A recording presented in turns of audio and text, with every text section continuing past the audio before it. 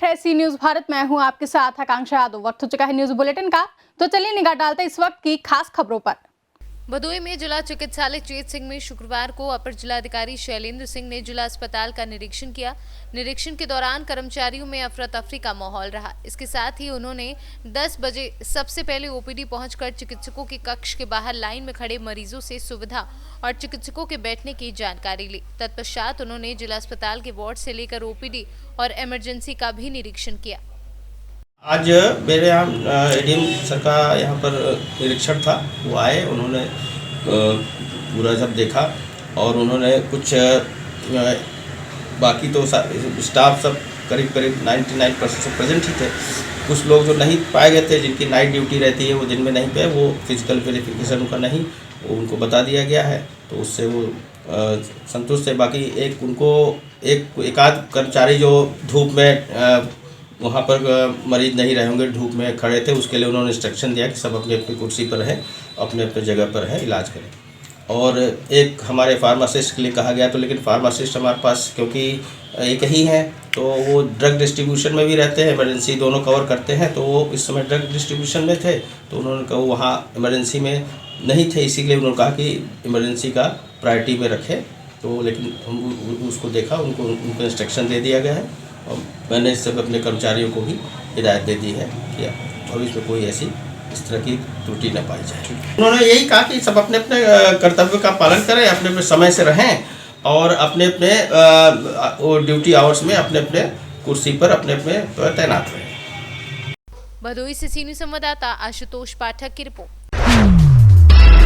उजियारपुर प्रखंड के अंगार पंचायत ड्यूली गांव में उत्तर प्रदेश के बदायूं में 50 वर्षीय महिला के साथ मंदिर के पुजारियों द्वारा सामूहिक दुष्कर्म की घटना की घोर निंदा करते हुए भाकपा माले के सैकड़ों कार्यकर्ताओं व कई ग्रामीणों ने उत्तर प्रदेश के मुख्यमंत्री योगी आदित्यनाथ का पुतला दहन किया।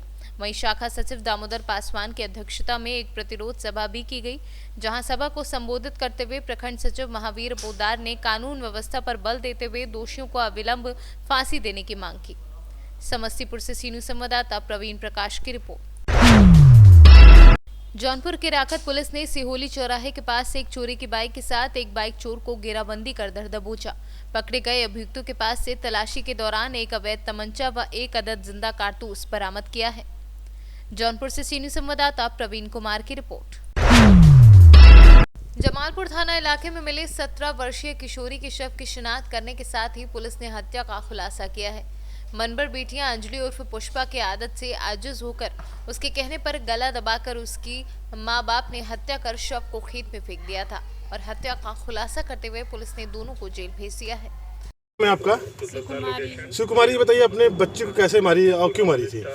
साहब खटके के घरे 5 बेरा 6 बेरा पकड़ाई गई। सब गांव घर कहे कि बड़ा बेइज्जती होत बा, बात मन बन कर शादी ब्याह के करत बाटी को हम न करब, हम वही से करब। लड़का तैयार खट्टी के नहीं होत बा कि हम शादी करके भाग भाग के घरे में बार बार पकड़ा जाता बाटी। तेजी से हमन के उनके ढाठी दे के मुआवा के भयल बात ना हम कहें यह काम कर 12 बजे के बजे घूम के तोरे घर अबे रखा खो रखने हमके मुआ, तो हमन के साथ यह काम करे के भयल। किस चीज से आप मारी थी? कैसे? उनके दुपट्टा से कस के। तब दुख नहीं हुआ मारने?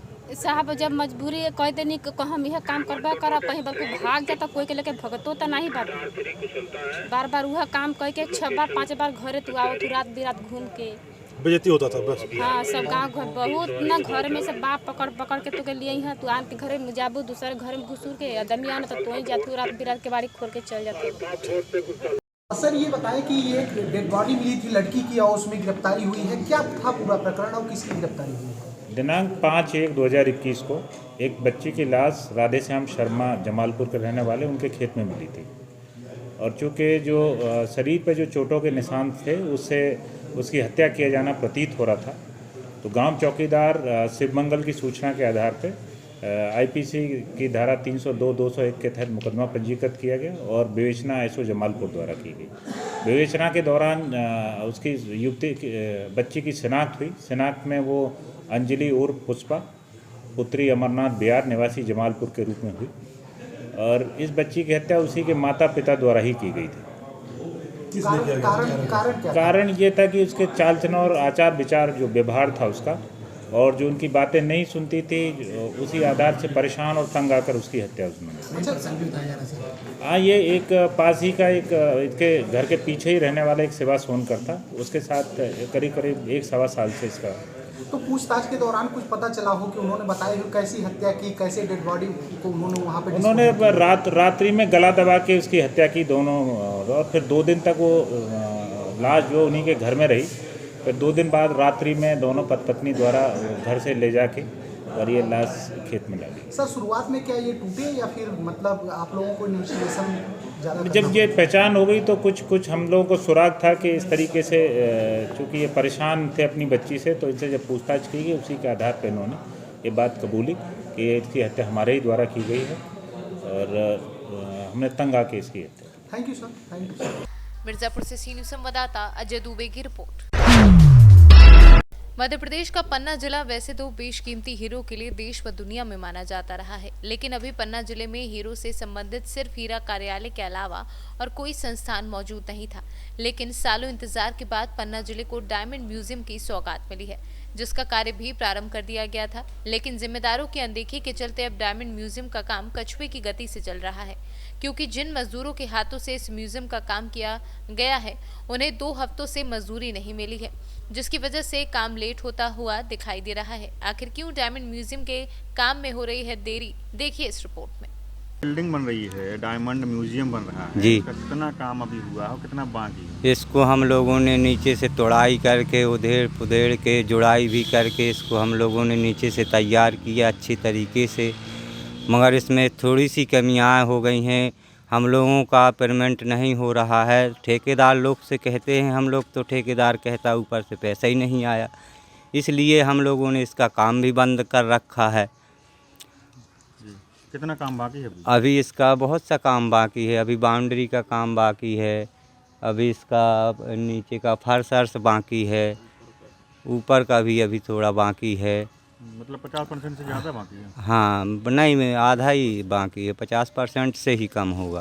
अच्छा, ये बताओ 26 तारीख को इसका उद्घाटन होना था, कैसे होगा?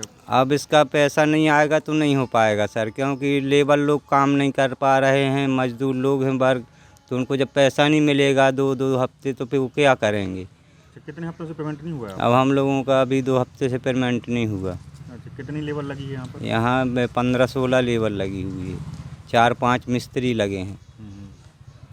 क्या नाम है आपका? हमारा दिलीप कुमार अहिरवार। क्या करते हैं यहाँ पर? हम यहाँ बेलदारी करते हैं। अभी उसके उद्घाटन की कोई प्रक्रिया अभी निर्धारित नहीं हुई है, और डायमंड म्यूजियम में हम लोग स्थानीय स्तर पर जिला प्रशासन के नेतृत्व में हम लोग काम कर रहे हैं उसमें। अब अभी उसको पर्यटन विभाग के अधिकारियों के साथ बैठक हुई है। पर्यटन विभाग उसको अब और बेहतर तरीके से करने के लिए उन्होंने एक EOI कॉल किया है। वो EOI के तहत उसकी डिज़ाइनिंग और बाकी चीज़ें और बृहद स्वरूप में उसको करना है पर्यटन को, इसलिए वो काम को पर्यटन विभाग के निर्देश में उसको और कैसे बढ़ाना है, इसके लिए काम वहाँ रुका हुआ है। और भुगतान जैसी कोई स्थिति अगर आपने संज्ञान में, तो भुगतान जो भी लंबित होगा तत्काल कर दिया जाएगा। पन्ना से सी न्यूज़ संवाददाता विजय दुबे की रिपोर्ट।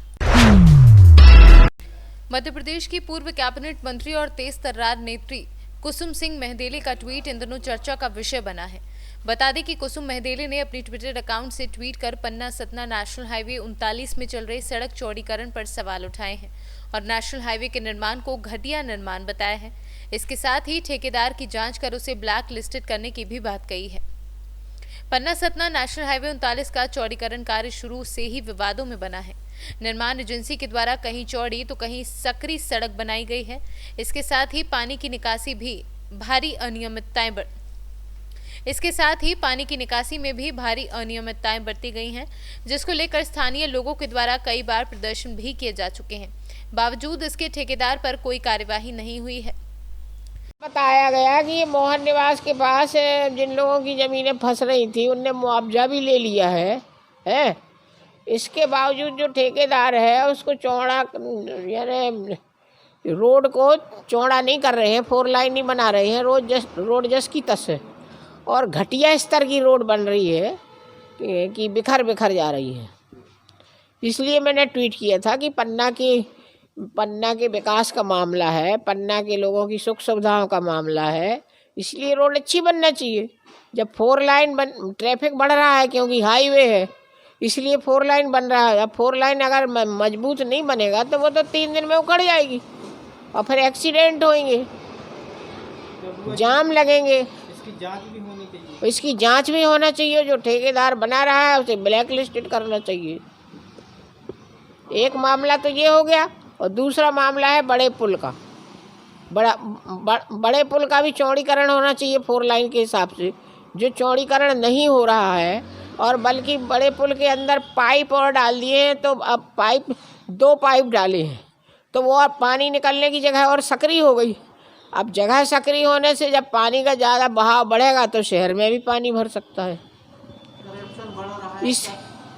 इसलिए बड़े पुल को भी 4 लाइन के मुताबिक तोड़ के बनाना चाहिए, चौड़ा करना चाहिए, पुल को बड़ा करना चाहिए। आप देख रहे हैं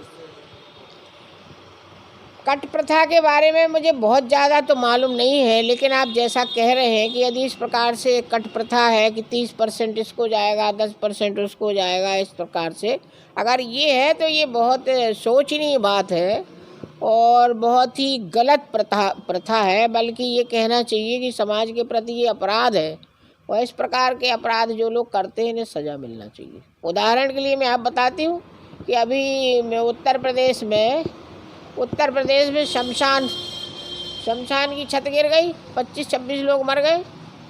तो ये प्रथा जो कट प्रथा है इसे बंद होना चाहिए, गुणवत्तापूर्ण कार्य होना चाहिए। और जो इस प्रकार के घटिया काम करते हैं, घटिया निर्माण कार्य करते हैं, इनके विरुद्ध कार्रवाई होना चाहिए। और जो ठेकेदार करता है उसे भी सज़ा मिलना चाहिए और जो करवाते हैं उन्हें भी सज़ा मिलना चाहिए। पन्ना से सी न्यूज़ संवाददाता विजय दुबे की रिपोर्ट। फिलहाल के लिए न्यूज बुलेटिन में बस इतना ही। देश और दुनिया की तमाम बड़ी खबरों के लिए जुड़े रहे सी न्यूज़ भारत के साथ।